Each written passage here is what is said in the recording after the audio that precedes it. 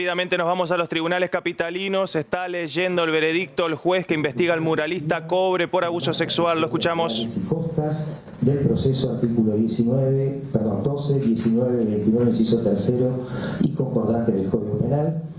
Segundo, rechazar la solicitud de prisión preventiva del acusado formulado por el bloque acusador, manteniendo la libertad de Andrés Iglesias Petrocelli bajo las medidas alternativas oportunamente dispuestas en el marco del presente proceso. Tercero, ordenar que el presente decisorio sea inscrito en el registro civil y capacidad de las personas, en el registro general de la propiedad inmueble de la provincia de Santa Fe y en la Dirección Nacional de Registros Nacionales de la Propiedad Automotor y Créditos Prendarios de conformidad a lo dispuesto en las leyes 26.994 y 27.077 conforme circular número 29 de la Corte Suprema de Justicia de Santa Fe del 22/3 de 2016.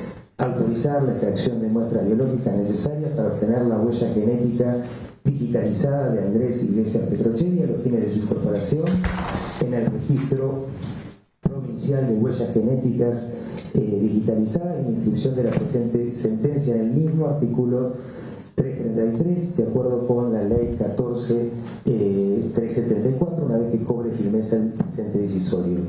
Disponer que a través de la Oficina de Gestión Judicial se efectivice lo previsto en el artículo 80, inciso 11 y 16, inciso B de la ley 14.243. Sexto, diferir la regulación de horarios profesionales tratando de acreditar su situación fiscal. Séptimo, tener presente las reservas efectuadas por la defensa. Por último, insértese el original, agréguese copia, hágase saber, líbrense los oficios y comunicaciones correspondientes y oportunamente remítase la presente a la Oficina de Gestión Judicial a los fines de la asignación del juez de ejecución penal de sentencia para cómputo y control de la pena, artículos 419 siguientes y concordantes del Código Procesal Penal. Este es el veredicto. Tengan ustedes buenos días. Muchas gracias.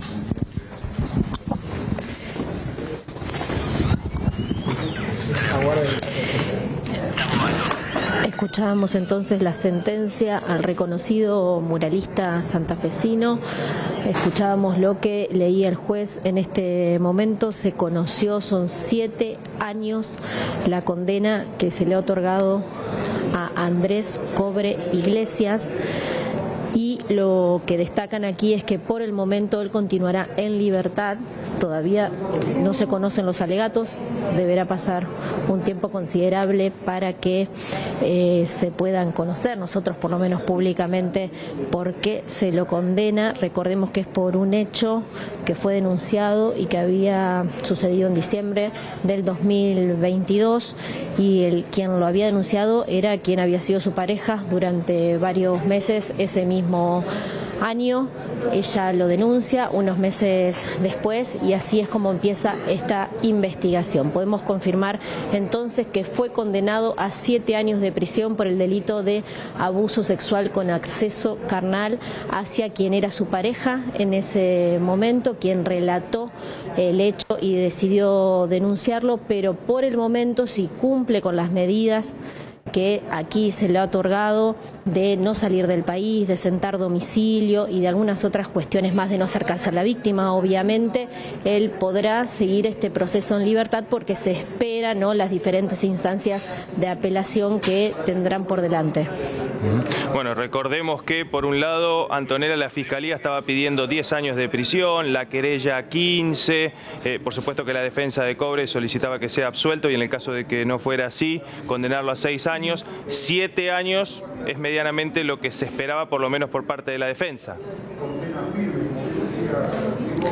Sí, vamos a tener la posibilidad de hablar, supongo, con los abogados de la defensa y también con aquellos que representan a la víctima, los abogados de querellantes y al mismo tiempo los fiscales, ¿no? Lo particular que tiene este caso es que él sigue todo este proceso en libertad, es más, llegó en libertad aquí a los tribunales a presentarse para escuchar esta condena y el hecho de que, según las abogadas de la víctima, habría pruebas contundentes, no solo por lo que declaró la psicóloga de esta mujer, quien dijo que ella vio un cambio muy grande y que en terapia fue que ella manifiesta lo que le había pasado, porque ella lo venía tratando hacía mucho tiempo y lo que dicen las abogadas, a su vez, que con todas las pruebas que hay respecto de los mensajes de WhatsApp, la particularidad que tienen es que este caso no se hubiese dado sino en un ámbito de violencia de género en cuanto a una relación abusiva, controladora.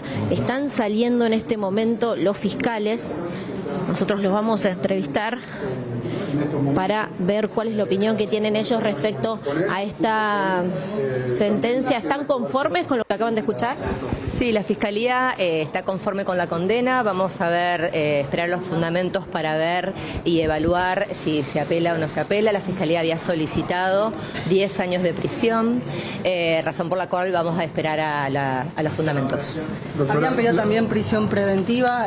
¿Cómo se llevan esta noticia, la decisión del juez? Sí, exactamente. También la Fiscalía había solicitado la medida cautelar de prisión preventiva y bueno, era una situación esperable que no haya surgido la respuesta positiva a este pedido, así que también vamos a evaluar cuáles fueron los fundamentos para esta decisión. ¿Qué tiene que cumplimentar el recientemente condenado? Son las mismas medidas alternativas que se dieron en el momento del tratamiento de la prisión preventiva originaria, al momento de la detención, no salir del país y cumplir una serie de restricciones que son las mismas que se le aplican a la mayoría de las personas en esa situación. Imagino que la satisfacción tiene que ver que en este tipo de casos es la palabra de la víctima contra la palabra del acusado y muchas veces son difíciles de probar, ¿no?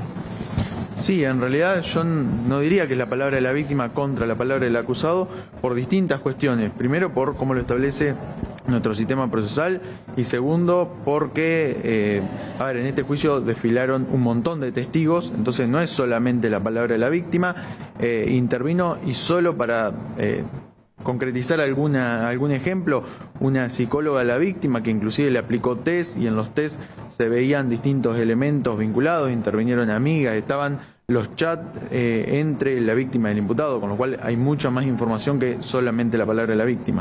Lo que se plantea también que no era un hecho aislado, que ellos tenían una relación más que nada de control, abusiva, que eso se puede determinar por los mensajes que ustedes tuvieron registro. Sí, exactamente.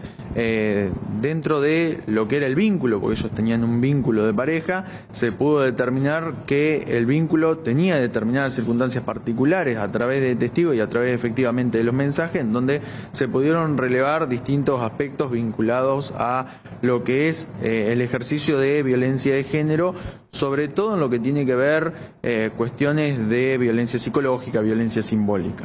¿Fueron fundamentales las pruebas de los mensajes del celular y las pruebas de los psicólogos que atendieron a la víctima? Desde mi punto de vista, sí. Ahora, para saber si fueron fundamentales para la resolución, hay que esperar a los fundamentos.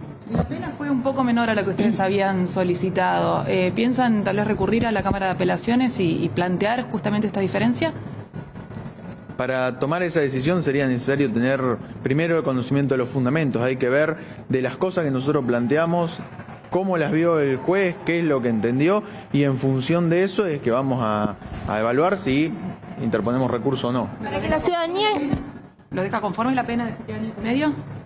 En realidad, insisto, la pena no deja de ser una situación numérica que está dentro del mínimo y el máximo, en donde no se aleja tanto de los 10 años que habíamos solicitado, aunque está entre la mitad, entre los 10 años y los 6 años que eran el mínimo, con lo cual tenemos que ver cuáles son los fundamentos para ver si recurrimos y en su caso en qué términos. ¿La prohibición es no salir del país o de la provincia? No, la prohibición es no salir del país porque inclusive uno de los peligros que nosotros referíamos es que es una persona que ha viajado por el mundo, que tiene contactos afuera y que esto facilitaba la posibilidad de sustraerse del derecho argentino. Y inclusive en este sentido, si la persona se va a otra provincia, existen mecanismos que son mucho más sencillos que una captura internacional. Para que la ciudadanía en general entienda, una persona que acaba de ser condenada por un delito de abuso sexual con acceso carnal, ¿por qué sale libre y no queda preso inmediatamente? Y porque constitucionalmente se establece que toda persona es inocente hasta que haya una sentencia de condena firme. Para que sea firme tiene que haberse agotado todas las instancias recursivas. Por eso lo que nosotros solicitamos, tanto ahora como en el principio de la investigación, es la prisión preventiva, es decir, que transite el proceso preso, pero como una situación cautelar, como una situación para evitar que la sentencia luego no pueda cumplirse, por ejemplo, si se fuga. Bueno, dejaba claro entonces ciertas dudas, ¿no?, que habría acerca de esta sentencia y lo que va a suceder, ¿no?, el destino que tiene este reconocido muralista, que ya se retiró de la sala de audiencias en libertad, habiendo escuchado que es condenado a 7 años de prisión por una causa de acceso carnal, de abuso sexual con acceso carnal, denunciado por quien era su pareja, como decíamos, por un hecho de diciembre de 2022. Perfecto, Antonella, retomamos el contacto luego. Muchas gracias. Gracias a ustedes. Adiós.